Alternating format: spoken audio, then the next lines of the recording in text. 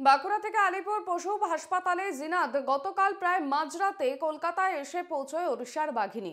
হাসপাতালে চিকিৎসা শুরু হয়েছে। জিনাতের চিকিৎসা শেষে তাকে ফের শিমলিপালের জঙ্গলে ফিরিয়ে দেওয়া হবে। রবিবার বিকেলে জিনাতকে খাঁচাবন্দি করে বন দপ্তর। 9 দিনের চেষ্টার পর অবশেষে বন দপ্তরের কর্মীদের ঘুমপাড়ানির গুলিতে কাবু হয় বাঘিনী। আমাদের সঙ্গে টেলিফোন লাইনে রয়েছেন প্রতিনিধি সুস্মিত মজুমদার।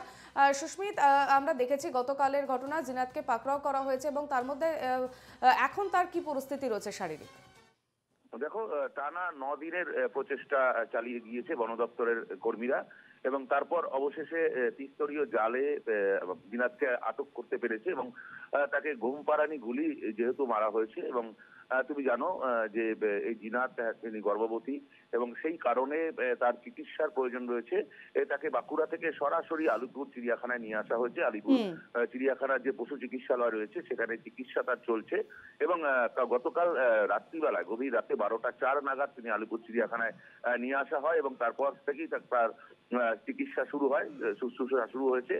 তবে সকালবেলার দিকে চিকিৎসকদের সঙ্গে কথা বলে যেটা জানা গিয়েছে, চিকিৎসকদের বক্তব্য অনুযায়ী তিনি যথেষ্টই সুস্থ রয়েছেন।